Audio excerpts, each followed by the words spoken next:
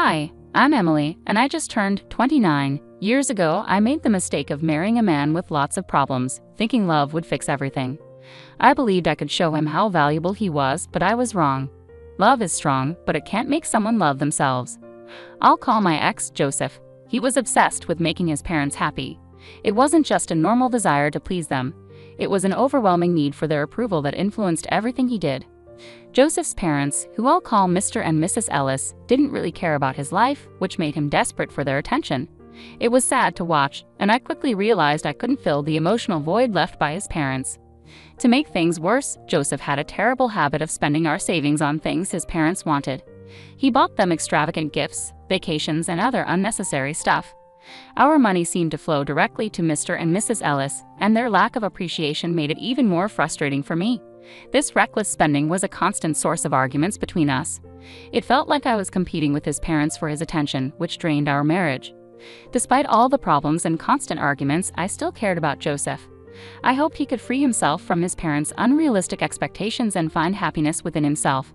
But it became clear that my love wasn't enough to help him escape their negative influence. Things took an even sharper turn one day. Joseph came to me looking serious and said he had something important to tell me. After all the ups and downs we'd been through, I prepared myself for the worst, not knowing the bombshell he was about to drop. As he started talking, I had a gut feeling this would lead to our biggest argument yet. "Emily, there's something important I need to talk about," he said seriously. "What's going on?" I asked, already bracing myself for bad news. "It's about my parents. They're retiring soon, and I want to surprise them with a luxury vacation. It's going to cost a lot," he said, looking both excited and nervous. "That sounds nice as long as the money comes from your own savings. I really don't want to use our joint savings again," I said, hoping to avoid another fight about money. "I don't have enough to pay for it myself. I was hoping we could use some of our savings," Joseph admitted, looking hopeful but worried. "Joseph, if it's more than we can afford, maybe we should rethink this expense," I suggested gently, trying to bring him back to reality. But he got upset. "You just don't understand, Emily. I love my parents and wanted to do something special for them. Love isn't about counting every penny. It's about grand gestures," he argued passionately.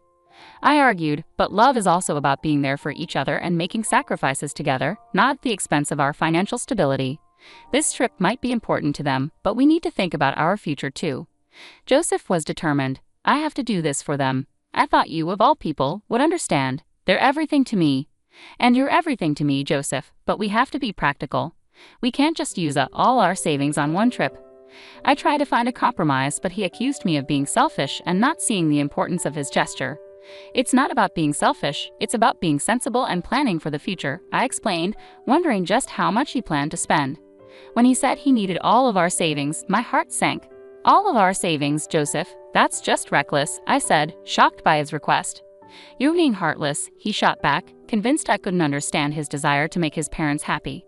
"No, Joseph, I'm being realistic. We can't afford to spend $85,000 on a whim," I said, my patience running out.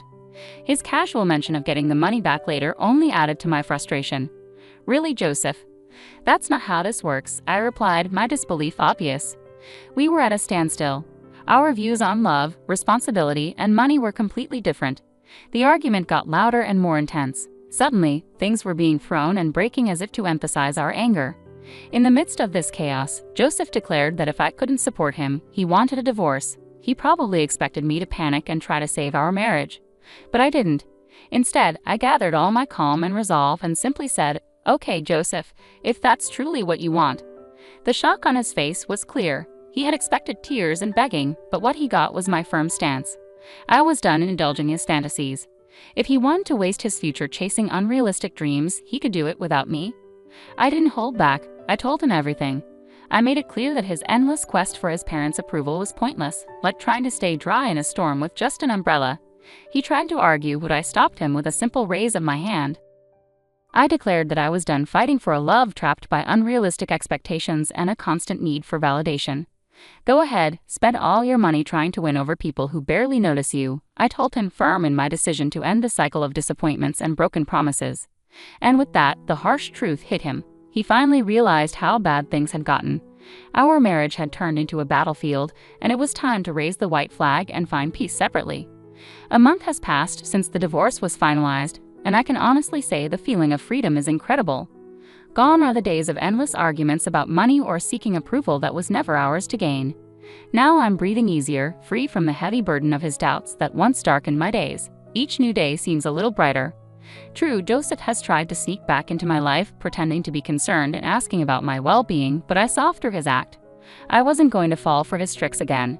As the saying goes, fool me once, shame on you. Fool me twice, shame on me. I firmly turned away from Joseph's attempts to rekindle anything we once had. I had realized I'd invested too much in trying to fix someone who didn't want to change. It was time to focus on my own growth and happiness. Rebuilding wasn't easy, let me be clear. Dividing our shared assets and adjusting to a new financial reality took patience and resilience. I was used to a certain way of living, but adapting wasn't new to me. I embraced the hard work needed to rebuild my life, discovering a strength and independence I didn't know I had. Reconnecting with old friends, getting back into hobbies I'd neglected, and finding new interests made the world feel big and full of possibilities. I was eager to make the most of this fresh start. Sure, there were moments of self-doubt and loneliness, and adjusting to a new budget was challenging. The wounds from a failed marriage don't heal overnight, but with each passing day, I found comfort in the fact that I was no longer sacrificing my happiness for someone else's insecurities.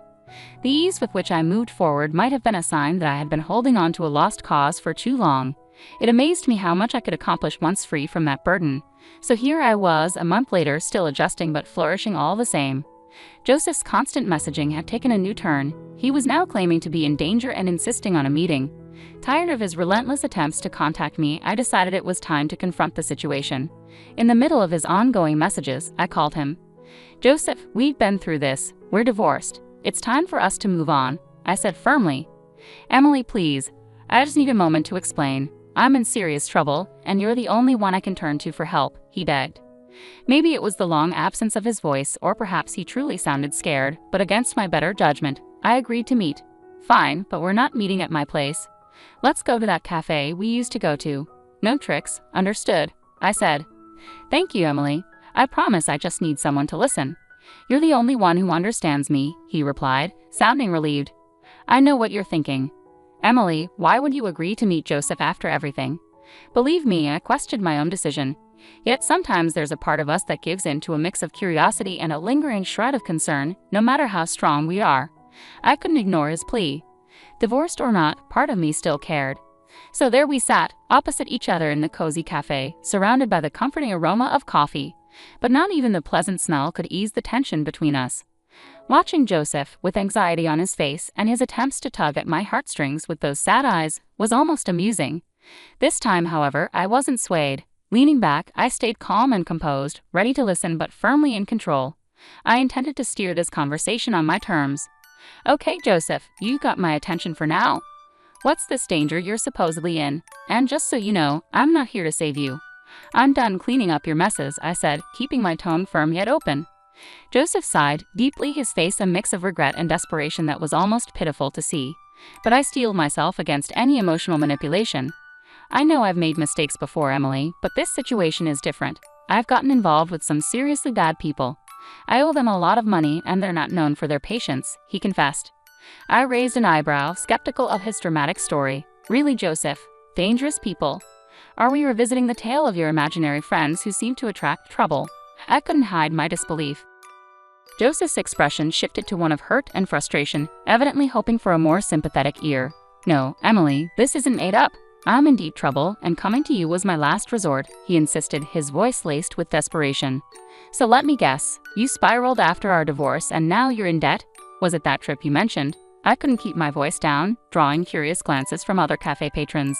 I shot them an apologetic look, trying to regain my composure. "Look, I got caught up in something foolish, I admit, but now I'm in a mess that's bigger than I can handle alone," Joseph admitted, his gaze pleading.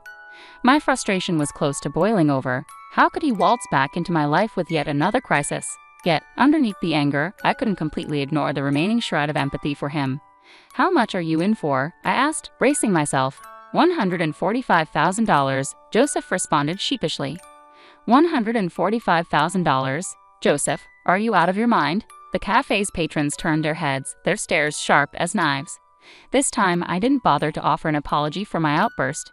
If they were in my shoes, hearing what I was hearing, they'd likely react the same way.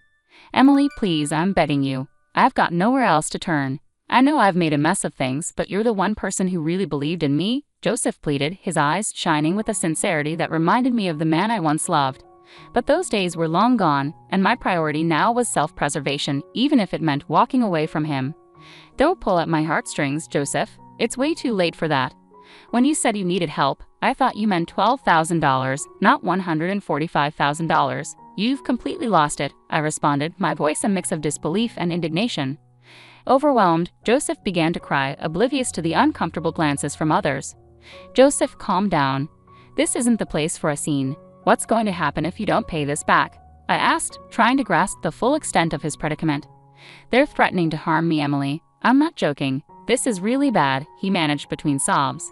His words hung heavy in the air, leaving me torn between my lingering concern for his well-being and the need to protect myself from getting dragged back into his chaos. Seeing how serious things were for him, I softened my approach. "All right, Joseph, start from the beginning and tell me everything," I said gently. He explained how he had tried to pay for an expensive trip for his parents. He borrowed money from a friend who let him down, leaving him with a lot of debt. As he told his story, I felt a mix of frustration at his poor choices and some reluctant amusement at how things turned out. "So you borrowed money from risky people to impress your parents who hadn't even noticed your efforts. Is that what happened?" I asked, trying to understand. Joseph's face dropped and tears rolled down his cheeks as he admitted the harsh truth. "Yes, ever since they went on that trip, it's like I don't matter to them," he said, sounding very sorry. Even though I was frustrated, I felt a bit of sympathy for him. It was a tough lesson for Joseph, and seeing him so regretful made me feel a bit compassionate.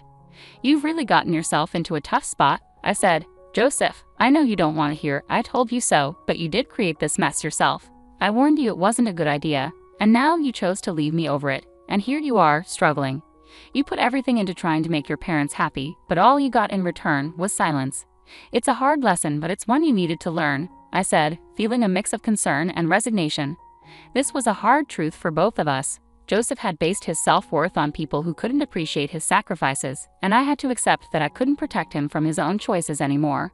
I hoped that facing these tough consequences would show him that I had always been on his side. But his need for parental approval was his downfall. As we sat in silence, the weight of our past, filled with broken promises and dreams, was heavy. I realized it was time to let go completely. No more second chances, no more trying to fix what was beyond repair. Joseph needed to face the results of his actions alone, and I needed to move on and find my own happiness. "I hope you find a way out of this, Joseph," I said, my voice firm with finality. "You're not going to help?" Joseph asked, looking surprised. "No, I'm not," I replied. "Joseph, I can't help you." "Why not?" he asked. "Because I don't have the money to bail you out, and even if I did, taking on a huge loan that I'd be paying off for years isn't an option.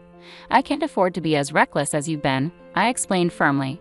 "Come on, Emily, please. I'm begging you," he said, his desperation clear. "Joseph, expecting me to fix this for you, especially with how you're acting, isn't realistic," I said, my patience wearing thin. "Yeah, I did expect that. You're my ex-wife, not my enemy," he replied, still holding on to hope. But it was clear our lives had gone in different directions. My focus now was on finding my own peace and happiness, separate from the chaos we once shared. "And that's the problem, Joseph. You expect me to always be there to clean up your mess because that's what I used to do. I was your wife, so helping you out of trouble was something I did naturally. But I can't and shouldn't keep doing that. It's not my responsibility anymore. After everything, I don't owe you anything, especially considering how our money was wasted on your ungrateful and toxic parents." "But I love them," Joseph said. "But I love myself too. And loving myself means doing what's best for me, including taking care of my own well-being," I said. Joseph looked down, realizing that he wasn't going to get the help he wanted from me. "Since it seems like you're out of options, here's one piece of advice. Leave. Move somewhere far away where they can't find you. If you can't do that, I'm not sure what else you expect from me." He sat there in silence, clearly frustrated by my refusal to help him this time. "It's time for us to go our separate ways, Joseph. I can't keep being dragged back into your problems. We both need to find our own peace," I said, hoping he would understand. "If you really cared about me, you'd help," he said, anger in his voice. "Goodbye, Joseph. I'm changing my number," I said firmly as I stood up to leave. As I walked away, Joseph stayed seated, his face showing a mix of emotions. It was a tough but necessary step for me to take for my own happiness and self-respect.